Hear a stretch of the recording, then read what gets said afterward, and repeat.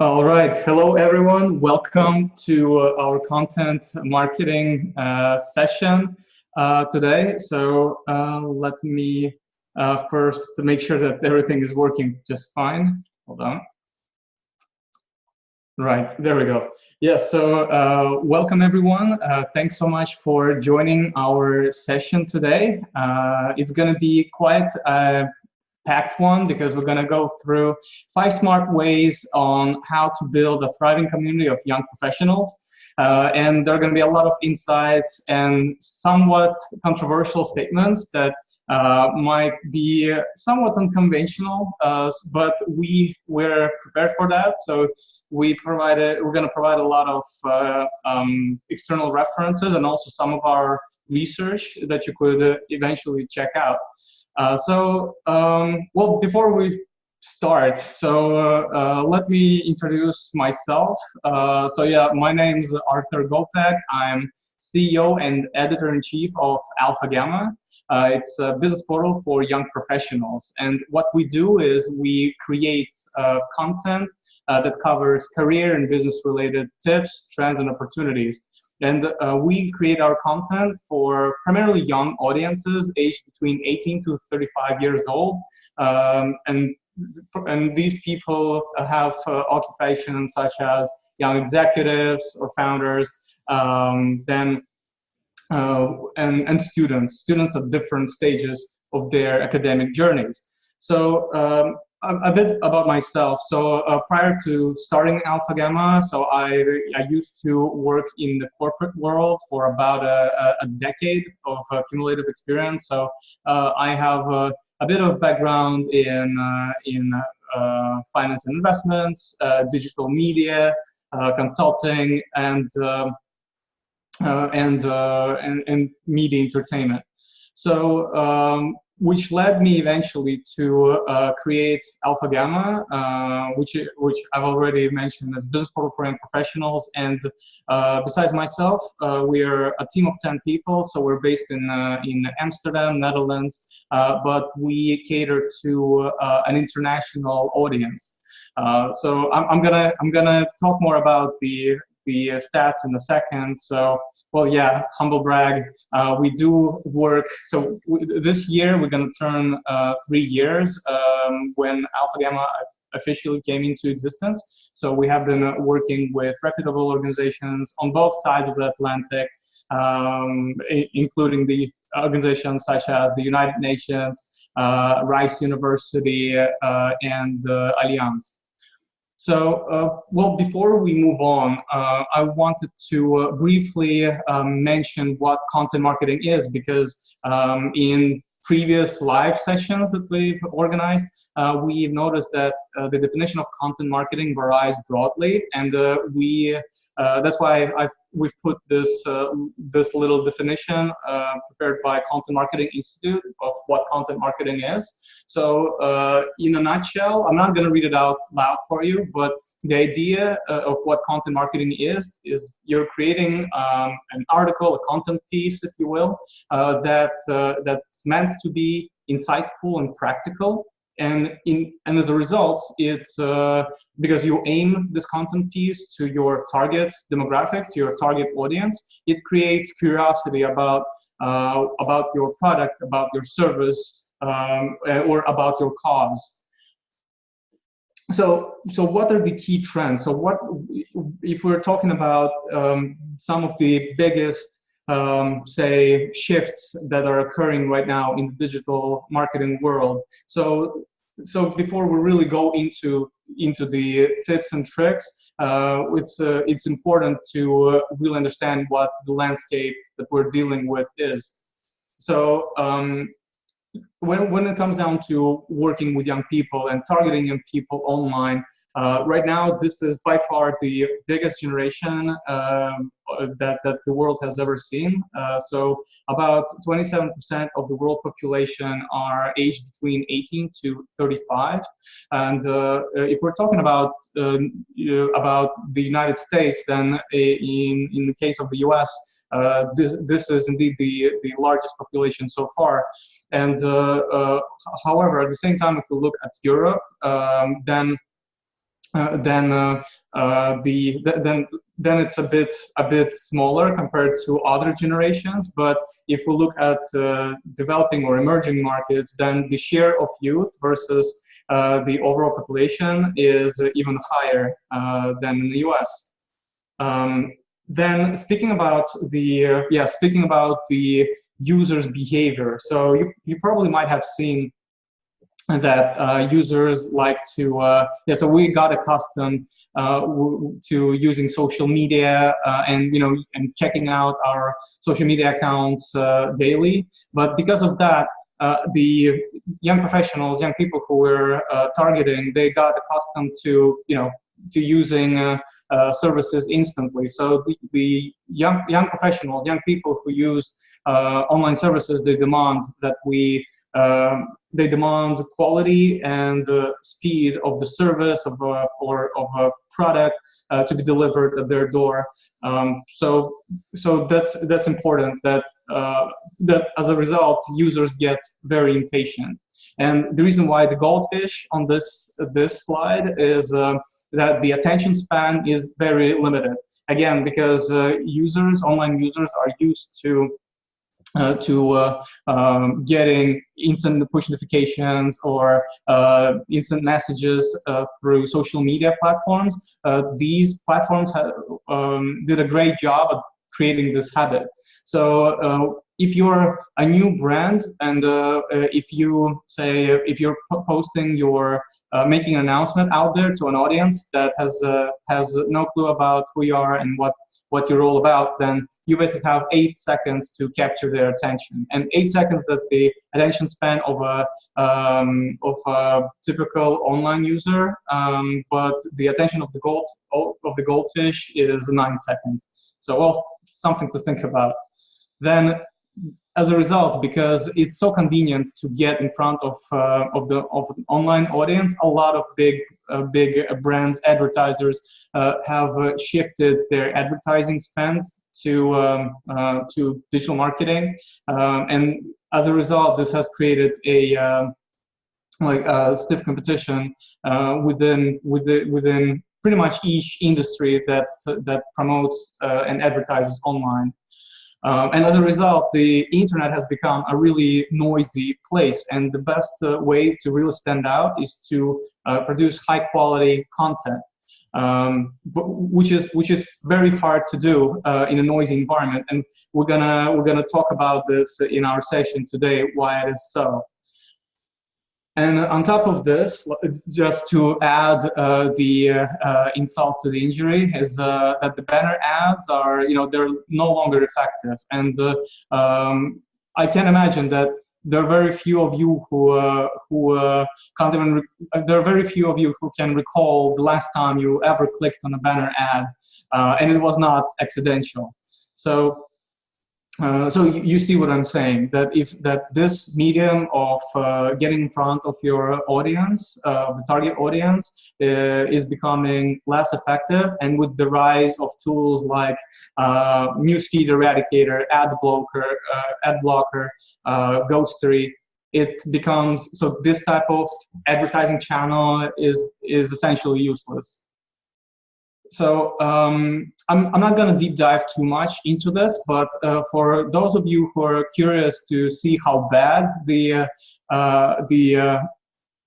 display advertising has turned out to be, there has been a report produced by White Ops called the Methbot Operation, and the bottom line of this report is that a group of ethical, or as they're also called, white hackers, were able to determine and identify fake activity around Google ads, fake activity around Google ads, Bing ads, Facebook ads, and which eventually resulted into a $3 to $5 million daily fraud. So just think about it. So advertisers lose about between $3 to $5 million on fake clicks, fake engagement, and fake traffic.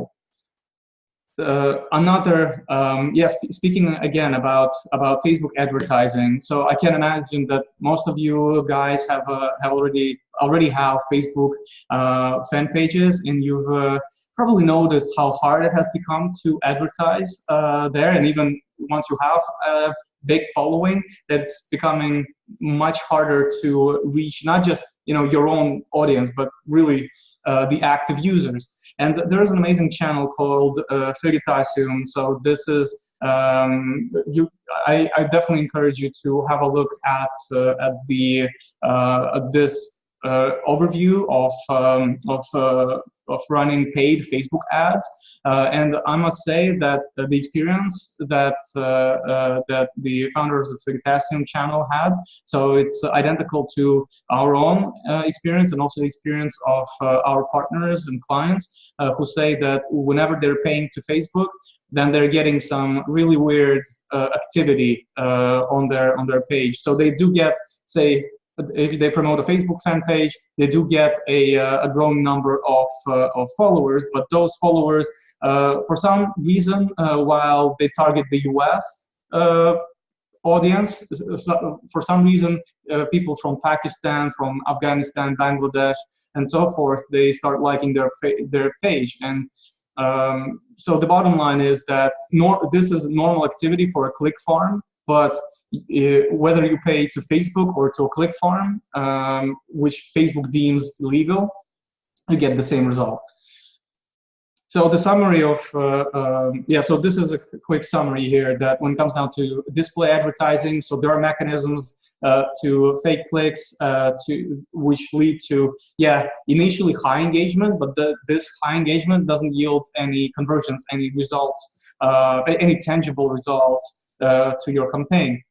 And so we're not here to discuss the ethical side of it. We want to point out the better ways to reach out the same target demographic online.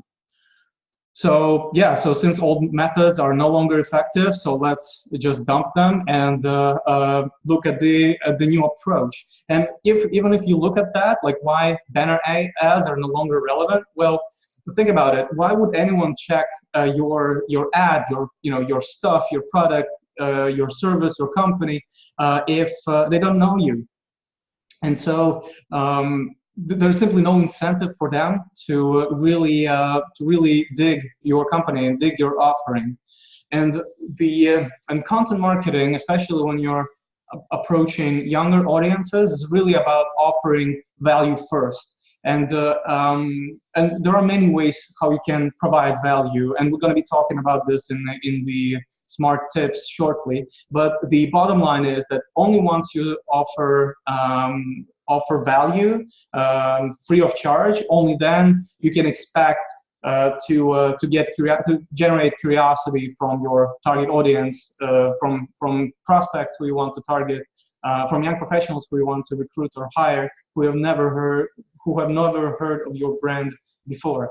Now, so these are the 5 pro tips to build a thriving online community of young professionals. So pro tip number 1 is, to give away valuable insights. So what do I mean by that? Say if you are a startup that created a new tool, a new software product, and this software product is solving a specific problem that this tool is meant to fix. And so what you want to do is you want to talk more about, you want to create more articles in the form of either reports or surveys or interviews or say, those could be also video content pieces or podcasts discussing this problem and talking about why this problem is important and why it has to be solved. And then you could present your tool, your software product as a solution to that problem. Or say if you're an event management firm and you want to bring more attendees to your event, then you're going to be talking about the importance, like why you're creating this platform for people to meet, to network, to engage into insightful conversations, or to listen to the speakers or keynote panels that are going to be present at the event. Or say if you're a university, then you need to explain why this program that you're offering to young professionals, why is it relevant, and most importantly, how young professionals can benefit from it, like once they graduate from the program. Then pro tip number 2. So you have to make your content visual. So what do I mean by this? So when it comes down to creating articles, so we're not talking about just just creating a wall of text with maybe just a one splash image and that's it. So you really have to be creative with the type of visuals that really resonate with your target audience. And say we ran a series of A/B tests with our partners and with our clients when we featured content pieces on their behalf on AlphaGamma. And what we noticed was that, say, if you put different images, say you have images of people, you have images of buildings, you have images of classrooms, you have images of your product, then eventually the images that have people featured on the on your main image eventually makes more people click on your article. And also speaking about not just the visual aspect of it, but also the technical aspect of it. So for search engine marketing, you have to be very specific with the type of keywords you put in. So when we've seen it happening many times when an article is being posted, and say you have thought of of the headline that's that captures the attention of your audience, but eventually what you want to include the same headline keywords in the name of the file. Normally there's some kind of gibberish in the file, like in the file name field once you try to save an image from that article, and you should avoid that. So when you're creating a written article, a written content piece, then make sure that it displays emotion, it has people in it, and on top of this, make sure that you take advantage of the keywords that you use in the headline. So use the same keywords while naming the image file. So let's move on. When pro tip number 3, making your content piece long form. So what do I mean by this? So when you're writing an article, it's very important to be specific about the problem, about the tips and insights that you're offering to your audience, and make sure that it's as elaborate as possible. So you should be talking about say if you're a startup and you want to and you're pushing your product to the market, you're not going to be just talking about in that specific article. You're not going to be talking only about the industry that you're in, also the problems the industry is facing, and the specific problem that you want to face. You want to include all those elements into one written piece, and you can call it the ultimate guide in enterprise sales. And yeah, this content piece might be like 5,000 words long, but this eventually more people are likely to stay, especially those people who you're targeting. They're likely to have this type of problem and they want to solve it. Or so this is one segment of clients you want to target. Another segment that you can target this way is that say if a person who's active in that specific industry that you're targeting has never heard of that problem before, maybe most likely that person has never thought of that problem, that it exists. And then in your long-form article, you could really educate your target audience, your prospective followers, about the importance of solving that specific problem. And this leads me to another subsection this ongoing debate whether an article should be, like very long or it should be short. So just for the sake of making it easier, like for the sake of making it easier for all of us, so we define long form article as anything that's longer than 1,000 words. So anything less than that is considered short form. And there is an ongoing debate among online marketers and content creators which one you should be using. My answer would be to be specific in terms. So it really depends on the industry you're in, but you're really safe with going with long form content piece in case you're a new brand or you have completely new product that really would require quite some time for a prospective user, client, or follower to wrap their head around it. So if you create a long form content piece, then you have a better chance of converting this prospective user into your follower, client, or prospect. So, but the short form content pieces are great for smaller announcement, or if you already have a well-established product and you want to introduce a new feature, and then you push this message to the audience that you've already built. In this case, short form content piece would be a better option.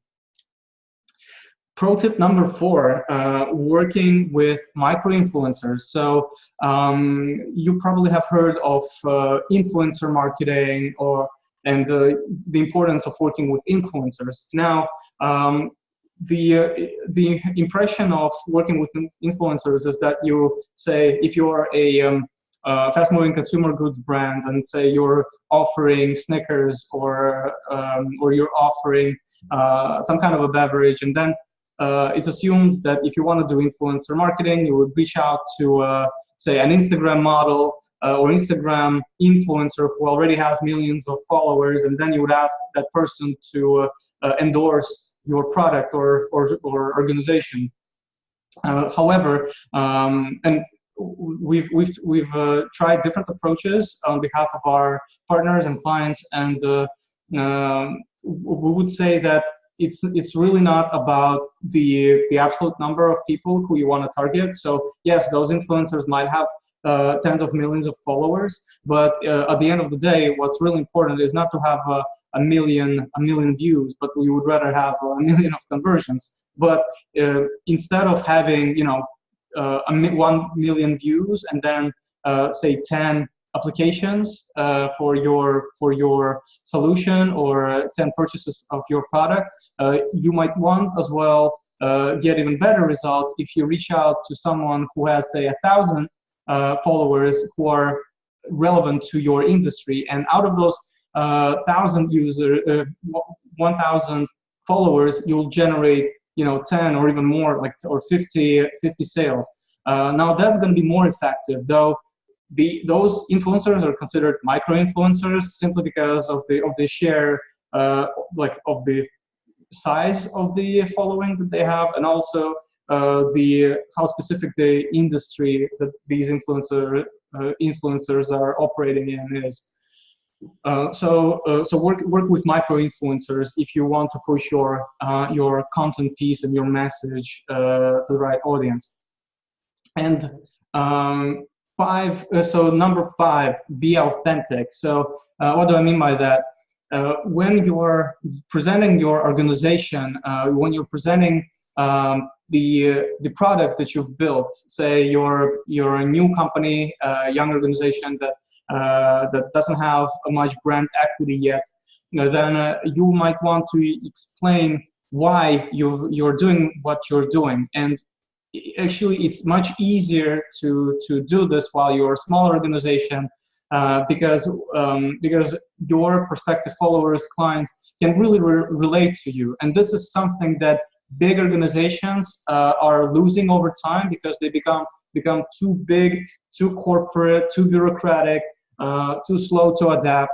and as a result, they're being more perceived as a brand, as a faceless brand, and that's why if you are a young organization, you have a better chance to actually click with your target audience. In fact, there was a study conducted by PwC on global brands, and 87% of respondents in that survey organized by PwC said that that they would buy from a company that they believe is authentic. And when they when these respondents were asked what authenticity means to them, they said that they want to understand why an organization is doing what it does, and also who the people behind the organization are. So once you as an organization are able to tell about this in a transparent way, then you have a better chance of creating really loyal and thriving following. Now, I also want to give another example. When it comes down to authenticity, you want to show the human side of the organization. So that's why, for example, at AlphaGamma, we created a video talking about our mission and why we, as founders of AlphaGamma, like doing what we're currently doing. And this approach actually helped us increase the number of inbound inquiries, of partnership requests, more than 5 times. So we see that and that was the only tweak that we've done, really. So we did this at the end of December last year. So we really updated our About Us page, where we've added the video. We embedded the video clip there, and thanks to that tweak alone, we were able to improve the number of inbound leads. So being authentic really pays off.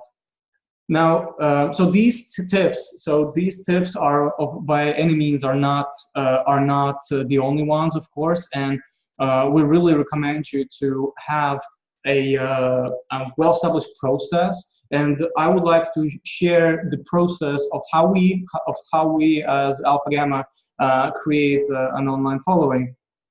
Because right now we're every month we reach 1.5 million people, young professionals on different parts of the world, and I would like to share our philosophy, our principles behind creating content and eventually creating following for your organization, your brand, or your cause. So those principles, so they're very, very basic. There are 3 principles: content creation, content promotion, and content conversion. And so let's start with content creation first. So before you even start working on a content piece, or you want to create a following, it's really important to understand what kind of audience you want to turn into, what kind of audience you want to attract, basically, or do business with. And I know this sounds very basic. This is the very first step. This is MBA 101 type of suggestion, but we're surprised to see whenever we're working with our partners, and those are, I'm not talking about startups, but I'm talking about big brands that are already in the market like they've been operating for decades in the market. They still can't pinpoint what makes their target audience tick, and that's why I suggest this template. So you can follow the link, like you see that little pointer there, so you could check it out for yourself. But with I would recommend you to fill in a template. This template describing your typical user, or it doesn't have to be just one user case. Those could be several use cases and market segments, but make it as basic as this. Talk about the interests, talk about, try to write down the motivations and demographical data, like the age, the geographical location, the socioeconomic status. So these kind of variables, they are important in identifying what kind of message you're going to use when you're working on a content piece. Now, once you've done that work, so once you identified what kind of content, what kind of audience you want to attract, now it's time to start working on the content. But again, as you already know how noisy the online environment has become, it's critical that you that's of crucial importance to really make sure that this is high quality content piece. So your article, your blog post, your report, infographic, podcasts, vlog, these content pieces really have to stand out. And there is a great chart prepared by WordStream. So WordStream right now is the biggest growth hacking and digital marketing agency in the United States, and they've conducted this they ran this experiment a while ago of how effective the performance of their blog posts are, and you eventually want to target to produce articles that generate the most conversions. So eventually it comes down to creating several content pieces, not just 1, 2, or 3 articles, but to creating, say, 20 to 50 or even 100 of articles, and see which one sticks and resonates the most with your audience. At AlphaGamma, we already have more than 2,000 articles posted in a time span of 3 years. And I can tell that about 2 to 3% of those articles are performing the most for us. So they're generating probably 80% of our traffic, and that's why once we identified these best performing topics, we started creating more articles surrounding this topic. That's pretty much how AlphaGamma came about. So we were talking about different topics that young people are looking for, and talking about entrepreneurship tips, opportunities, investments. So those topics resonated with our audience the most. So this approach works, and if you're just starting out with the content strategy, then make sure that you have several content pieces lined up to run this experiment. So it shouldn't be just 1, 3, or 5 articles. This should be a set of at least 10 or 20, so you could see what really resonates with your audience. Now, the second principle is content promotion. Now, once you've created the best content piece you could possibly think of, now it comes down to finding where your audience is. And whenever we're working with our partners, with our clients, whenever we ask them, okay, what are the channels that young people use? Some of the biggest, like say, names like Facebook or Twitter or Snapchat, they're being mentioned the most. But eventually, there are more than 60 different mediums, so if we're talking about social media alone, there are more than 60 social media platforms out there. But if we talk about different online channels that we could use to target the same demographic, then the variety is even bigger, which means that you really need to not just focus on one channel, but you need to run your content piece across several content pieces. And it's okay if you have an article or a blog post or a report, infographic that's the same. Doesn't matter, because if you run an experiment with one article and you post it on different channels, then one channel, so keep an eye on the channel that performs the most. So you might want to take a closer look at it. Now, I'm not sure how many of you have heard of the Cambridge Analytica case before, but that was a big deal last year, and Facebook was accused of interfering into the U.S. elections 3 years ago, and the reason why Facebook was to blame, because allegedly, Facebook sold user data to Cambridge Analytica. This is a political PR agency, and what happened was that thanks to that data, which was fairly targeted, so the agency had access to the exact interests, exact groups, exact preferences of the voters who are looking for who the agency wanted to target. And thanks to those insights, the agency created content pieces that were promoted then to the same audience through Facebook. And allegedly, they were able to eventually cause the outcome of the elections that it caused. However, again, so aside from politics aside, we're not talking about politics or an ethical aspect of it, but we're talking more about an attempt to tailor content to the right audience. So eventually, once you do that, you get the conversions, the results that you expect from your audience.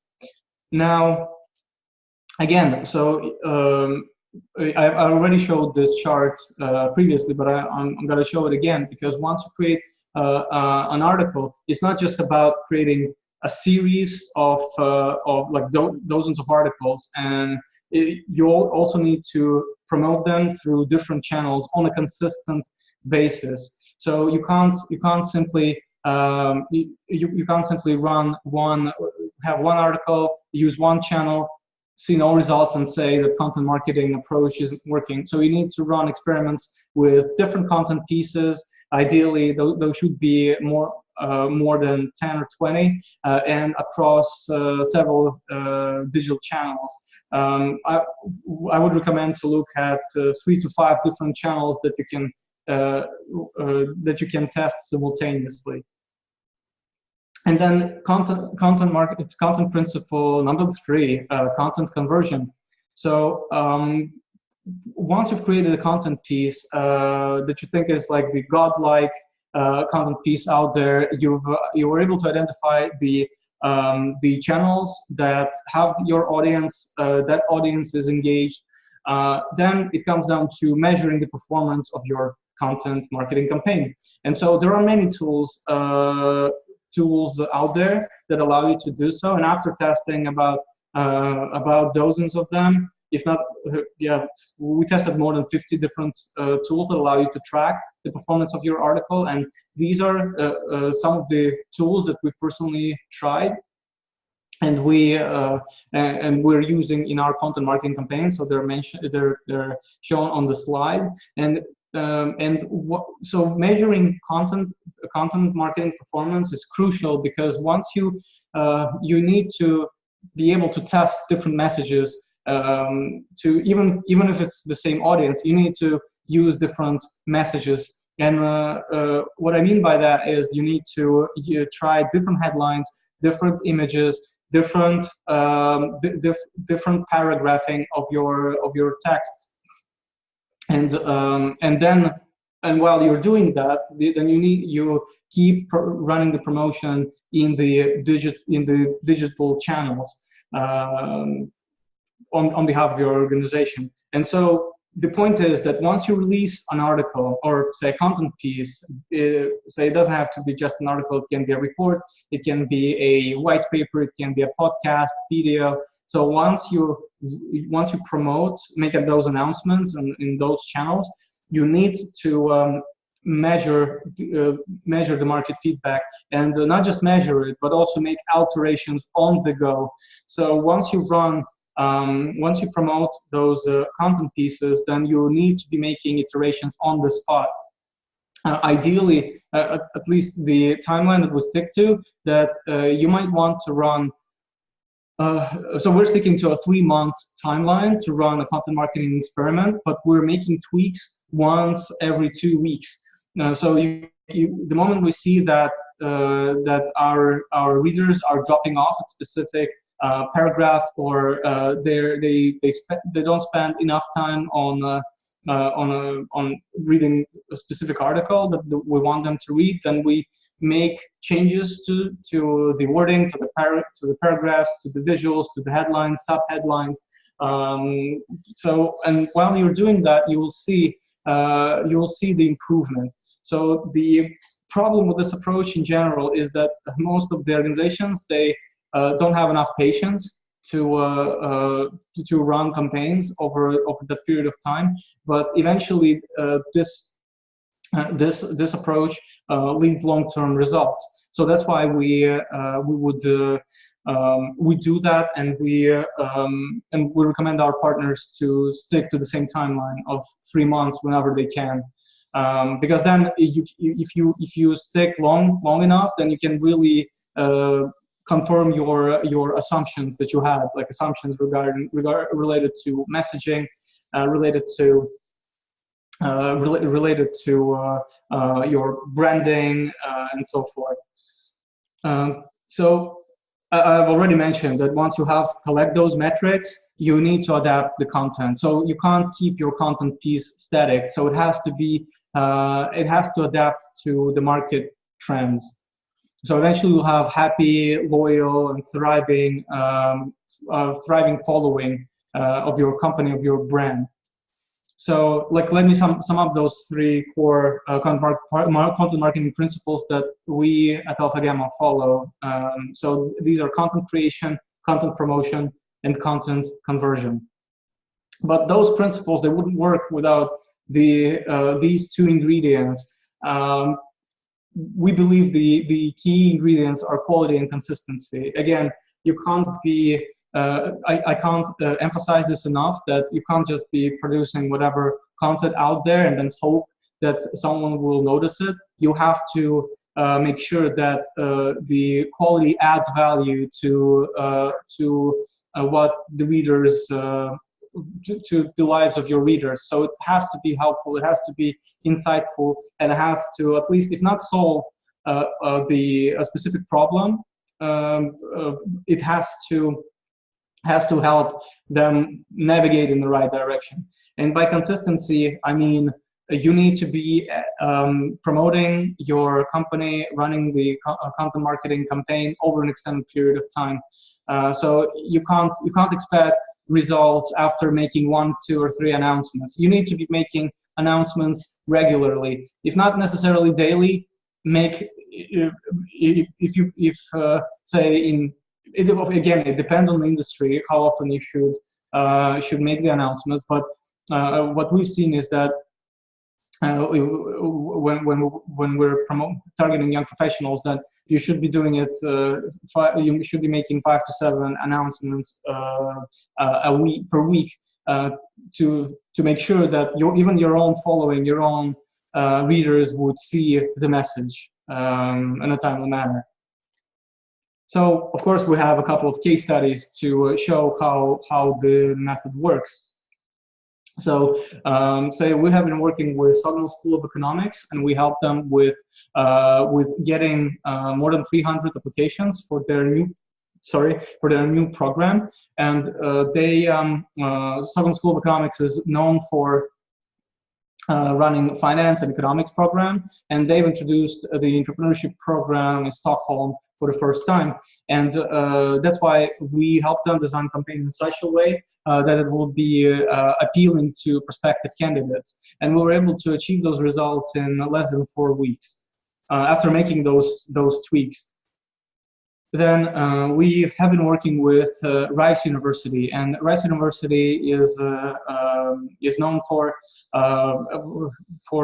its Rice Business Plan competition, which is the biggest business plan competition on this planet, with a $2 million funding available to winning startups.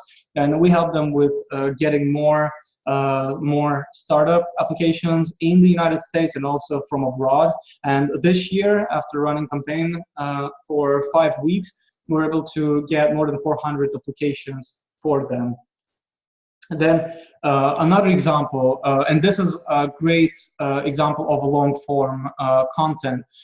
We have been working with Amsterdam Business School. So this is one of the biggest private business schools in France, and they wanted to position themselves as a thought leader in social entrepreneurship. And the university already has decades of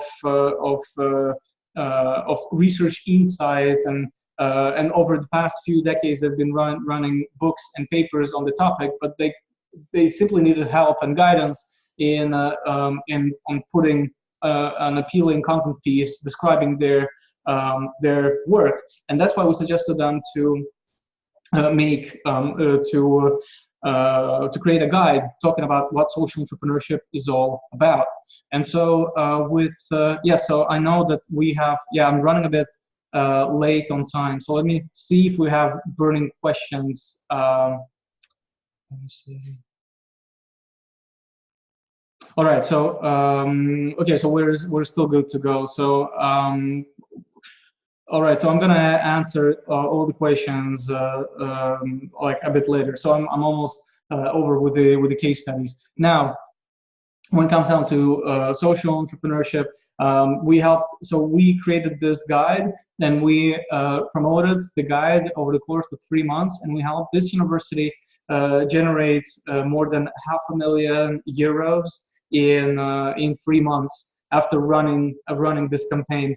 And thanks to this guide alone, they were able to generate enough leads to apply for their entrepreneurship program, and this is how they made that money through the tuition fees. All right, next example. Yeah, so but then again, we have other examples as well. So say we've been working with not just big organizations, but also smaller startups. So we have been working with a Dutch startup called Equidom, and what the company does is they help with companies value their companies. So as a startup, you can plug in the data into their little widget and get the evaluation of your company right on the spot. And once you have this figure, then it's much easier for you to raise funds from investors, or to or to sell a company in case you have an acquisition offer. In any case, they were targeting young executives, and we helped them generate several hundred of leads for their tool. And even another good example, because earlier I mentioned the tweak that we made with the video. So after and we discussed a bit the authenticity part, but when it comes down to so we have other examples of how effective a little tweak can be. So back in the early days of AlphaGamma, about 2 years ago, our motto, our tagline was that AlphaGamma is a business portal for millennials. So millennials is a popular term coined primarily in the US that describes young people aged between 18 to 35. Pretty much anyone who was born after 1980s, they're called millennials. But what's funny, so that's why we kept this tagline for about 1.5 years. But then after we introduced ourselves this way, we realized that, well, two things. First, young people don't identify themselves as millennials, and people out and also we got a question from our readers, whether they are millennials. So we realized that that this is an artificial term, and the people who we targeted, they didn't feel that they belonged they didn't feel that they belonged to this platform. So that's why we decided to focus on the interests better. And so we've made a tweak to the motto. So we go and you see it, that it's the same as nowadays. It's a business portal for young professionals. And after we've made this tweak alone, so even though this tweak is tiny one, it made a huge difference. So prior to that, we had about one or three requests for partnerships or to work together every day. So that was before we made the tweak, but afterwards, so we were able to increase our inbound leads like more than tenfold. So you see that that this is what we mean by making small tweaks and incremental tweaks as you progress along the campaign. So we are a living proof that this is possible to build not just to have a strong brand and also a big following, but you can build an entire organization if you just follow these three principles. And our audience, the stats of our audience, they speak louder than myself probably. That right now we reach 1.5 million people, even more. We're approaching 2 million monthly views in all the channels that we own. So we have the median age of our followers is 28, and our audience comes from. So our audience is primarily based in Western Europe and North America. Again, to sum up those principles, so prepare relevant and valuable content, promote and adjust it over time, and expect the conversions to follow. So for those of you guys, I know like we're really short on time, and I see that we have a question, like a few questions there lined up. So for those of you interested in this topic, we've put together a guide talking about the best content marketing practices. So you can follow it you can check it out by following the link here. So, and also the slides will be available together with the recording after this session. So this is a fairly short overview, but you'll get some inspiration of how you could create content for what kind of industry, and whether you should create content for your product or company at all. So this is going to be your little companion there. Another good example of how content marketing is done well, I would encourage you to look at the editorial process of Upworthy. So in case you've never heard of Upworthy, they've grown faster than BuzzFeed did. But in this little presentation of where they explain their editorial process behind it. So once you approach, say if you need some inspiration for the variety of content you can produce, so this is a good guide to follow. And another example. So we got also asked about whether the content has to be only written, and whether companies should go for video content instead of the written content. So our answer to that is to try out both, because you can expect different results in different industries. But in our opinion, one of the great examples of how video marketing, or viral marketing in this case, is done is advertising campaign done by dollarshaveclub.com. So the link is available also on the slide.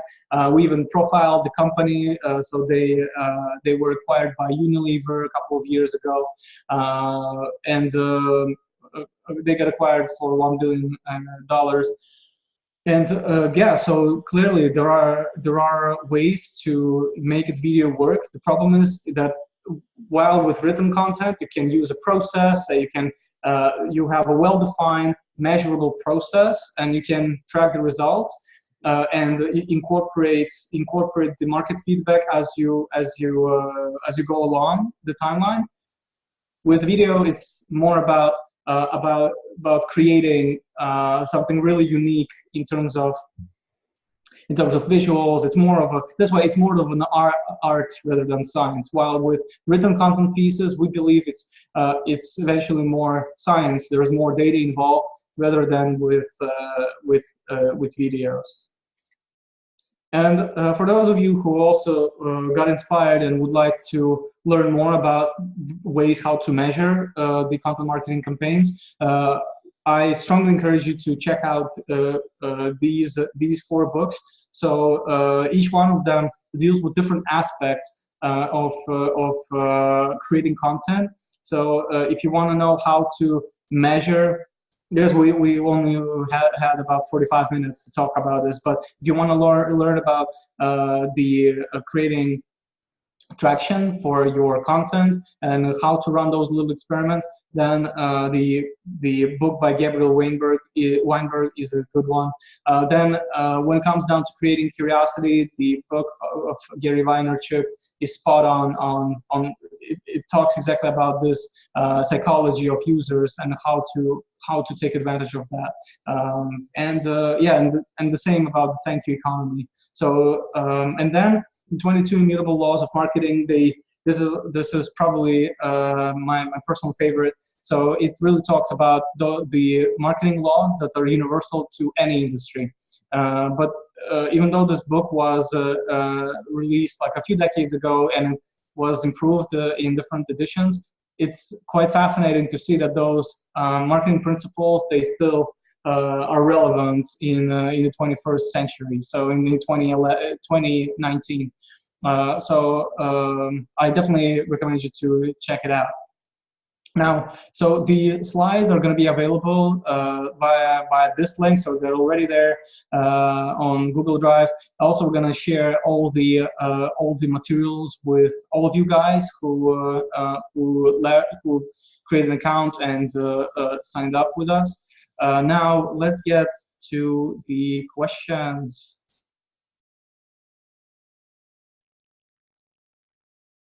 All right, okay, let me see.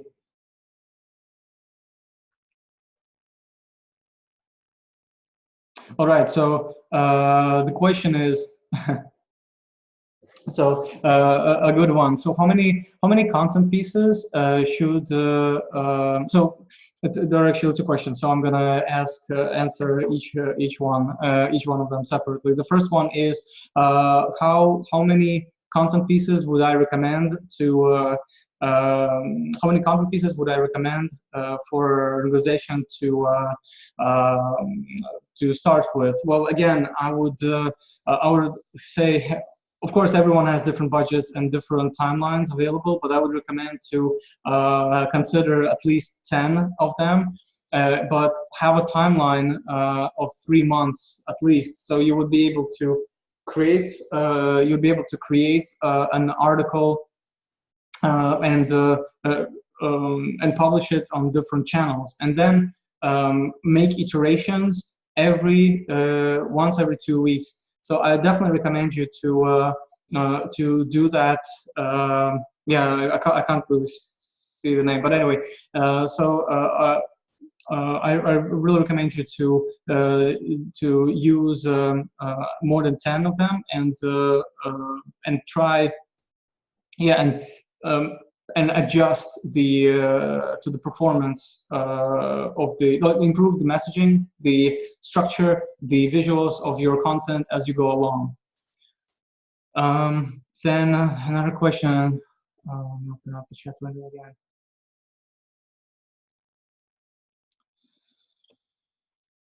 All right, so okay, so speaking about how to capture the reader's intent. So this is also this is quite important, because if you want to identify what makes your readers stick, so there are a couple of ways. Either you could talk to those people in person. You could meet them in real life and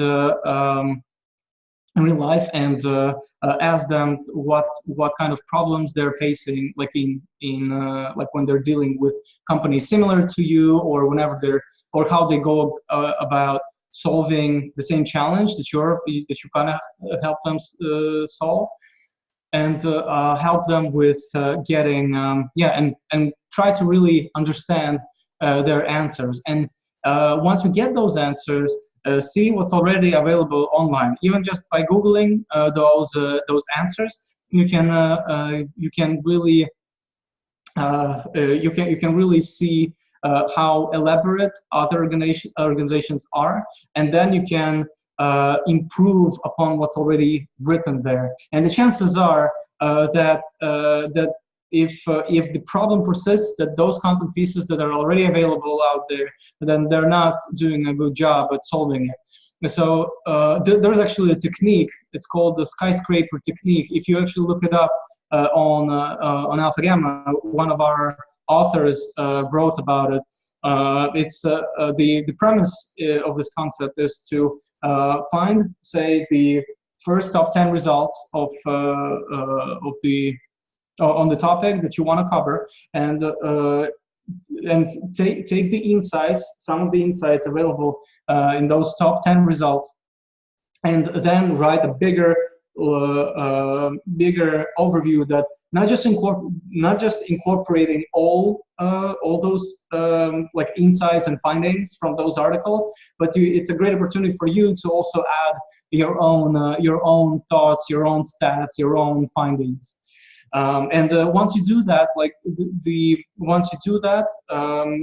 then you have better chances of getting ranked higher, because also Google likes this type of long-form content, and it encourages elaborate content pieces in the search ranking. Okay, so I see. So it's already 8 p.m. here in Amsterdam. So and for all those of you who have remaining questions, please send them to either personally to me or to email my colleague Nick Feeman. So he bothered all of you with the emails today. But so either for the sake of saving time, just leave your questions, comments, and send them over to us. And we'll get back to you within a couple of working days. So well, guys, ladies and gentlemen, thanks so much for joining us today. We're gonna, my colleagues will follow up with you in the following days, and please stay tuned for the next sessions. Thanks so much, and have a great rest of the day. Cheers.